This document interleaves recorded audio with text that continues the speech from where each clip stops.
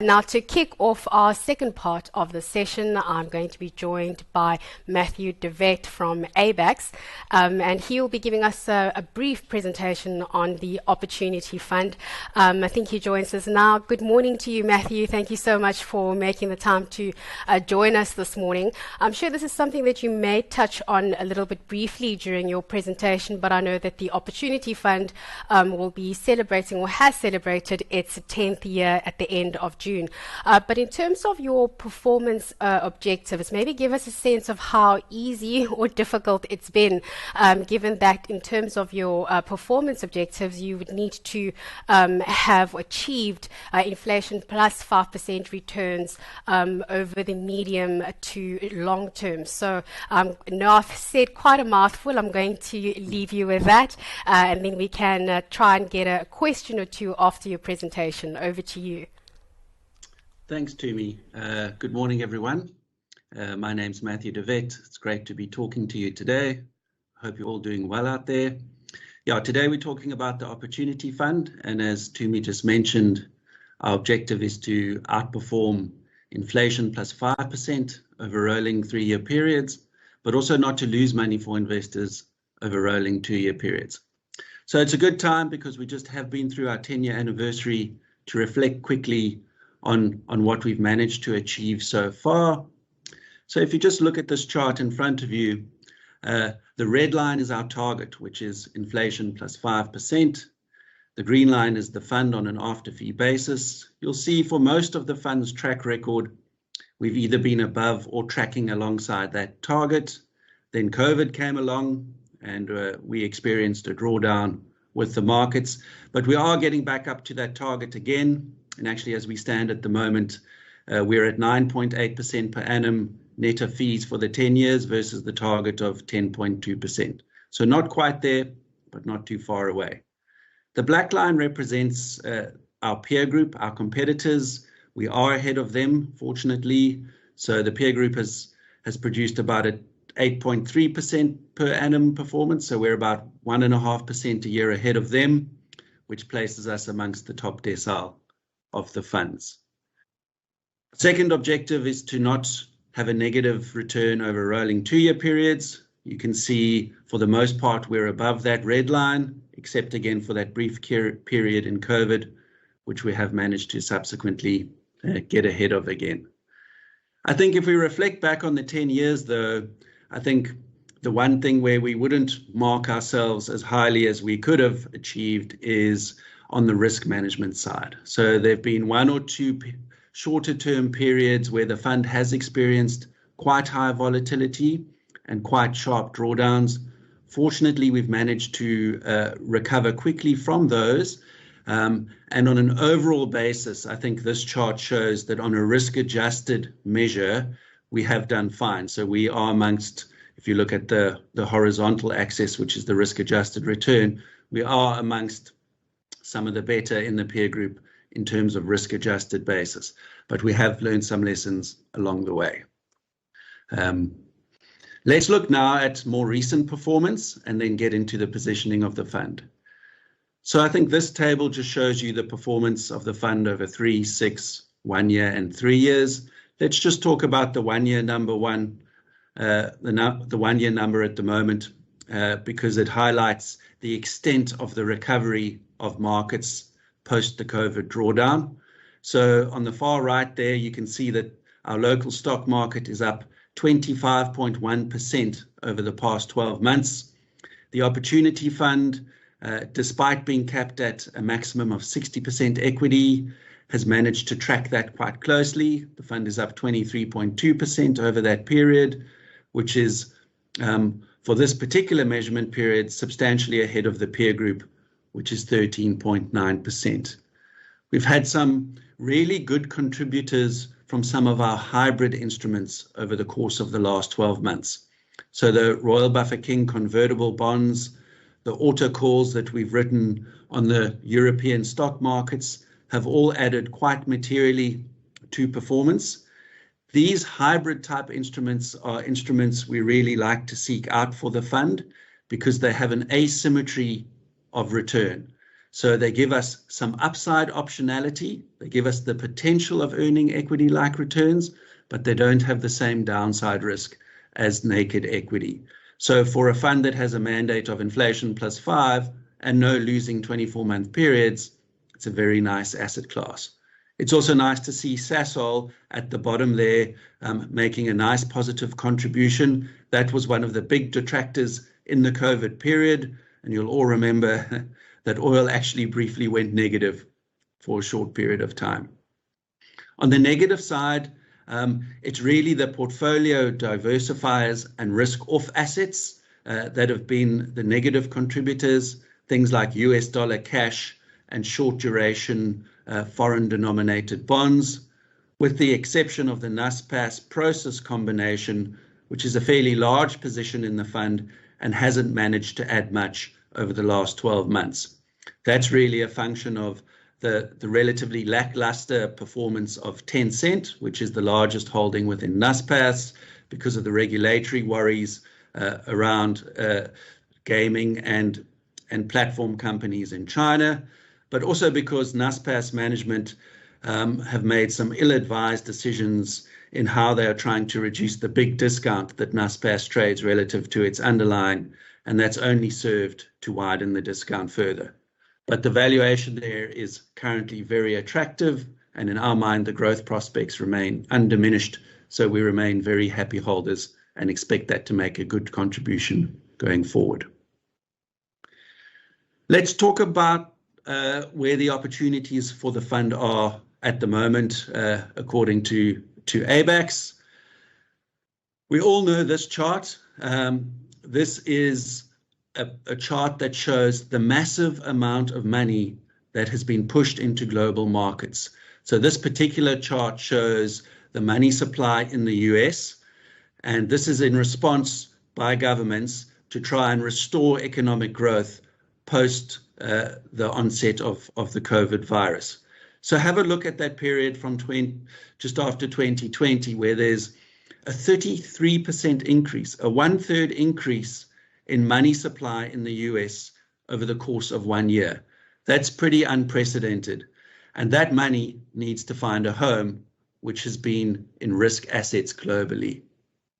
This chart shows you the valuation of the S&P 500 in terms of its price to sales ratio.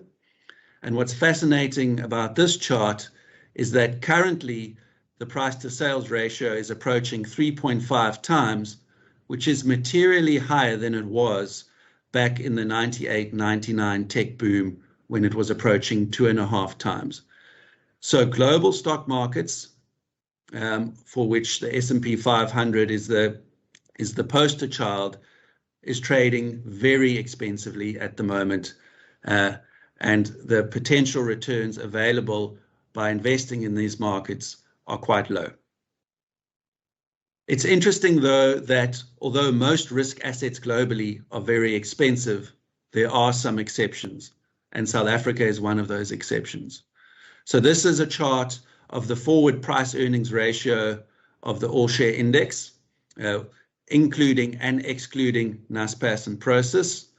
You can see that that ratio is now below 10 times, which in absolute terms is very low relative to its history.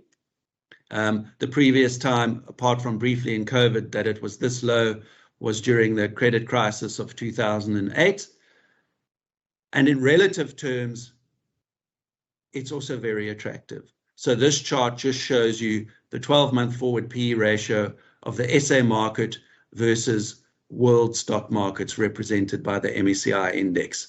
So currently, we're trading at over a 50% discount to the valuation of global stock markets. And that relative valuation is as low as it's been since 2005. So we are finding opportunities here in South Africa at the moment. It's the same for South African fixed income. The dark green chart represents the yield of the 10-year bond, currently trading, let's just call it 9.5%. The light green line represents the cash rate. And you can see back in 2008, 2009, cash rates and bond yields traded at similar levels, but more recently, cash rates have dropped substantially where bond rates have kind of treaded water.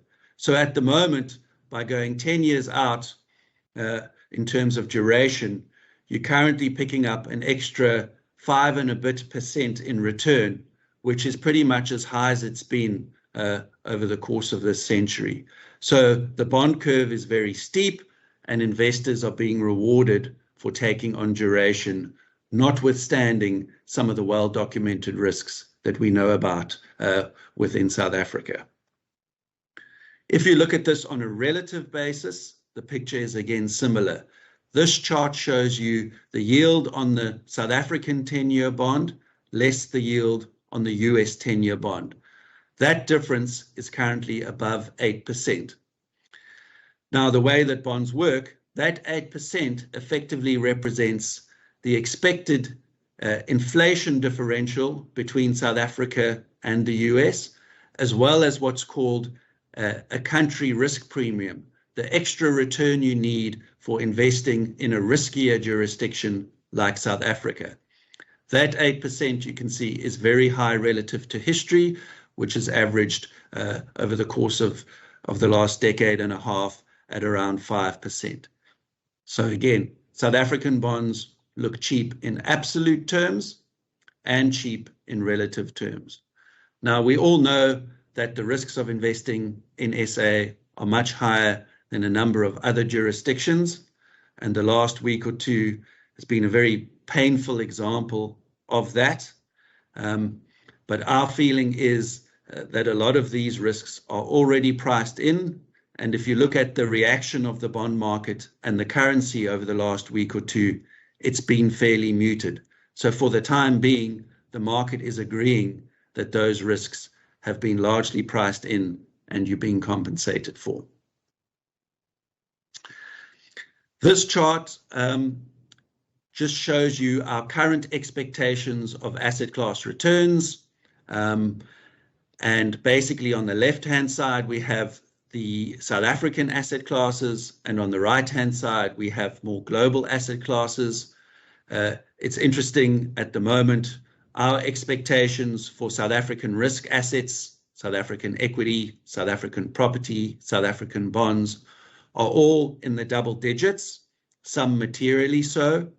And if your expectation for inflation is somewhere around 5%, all three of those asset classes are providing returns in excess of inflation plus 5%, which is our target in the Opportunity Fund.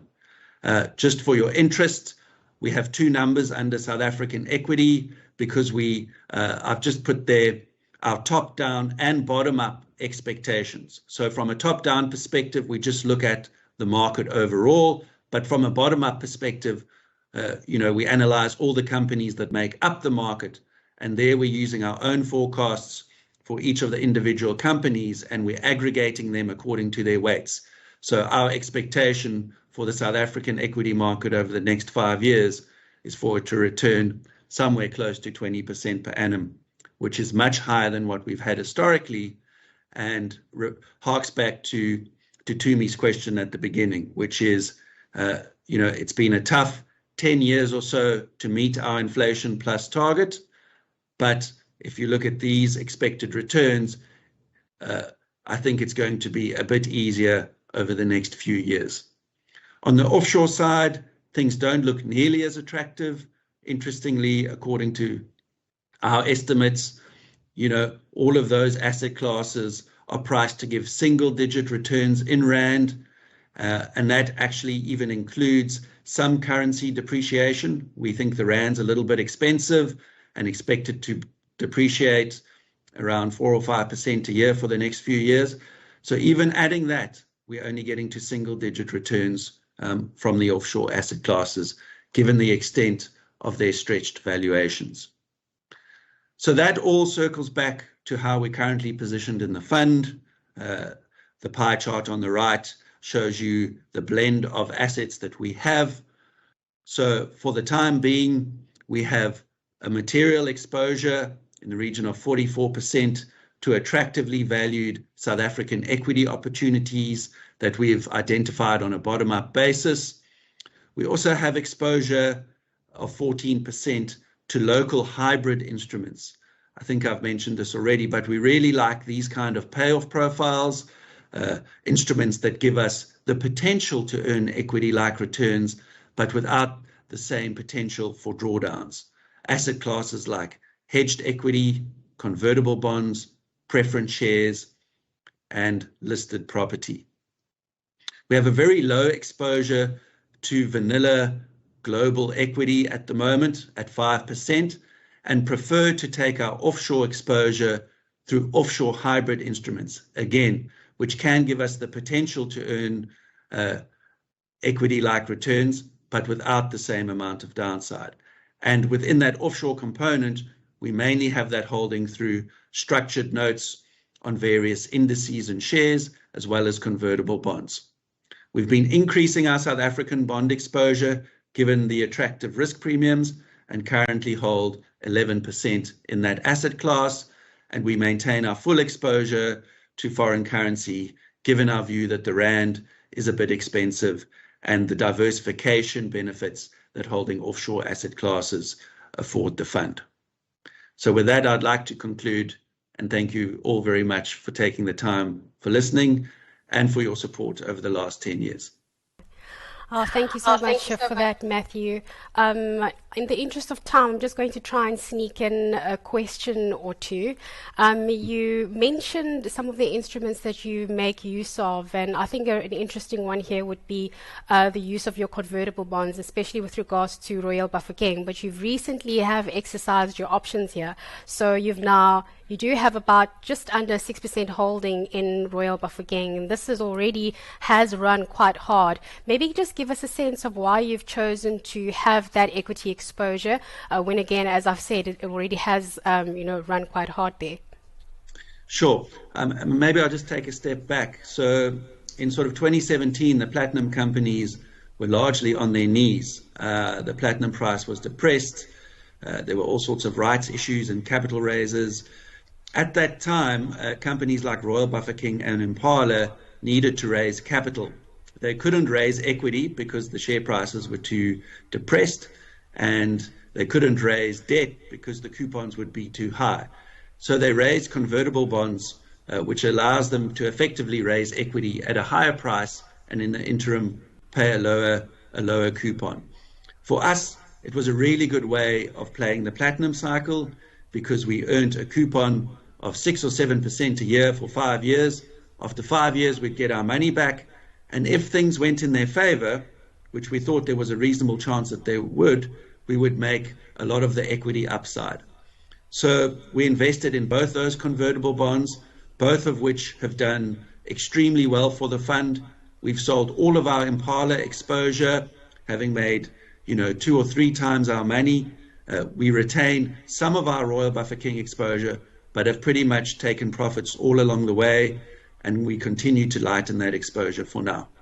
So expect to see that position to continue to be reduced, but has already been materially reduced.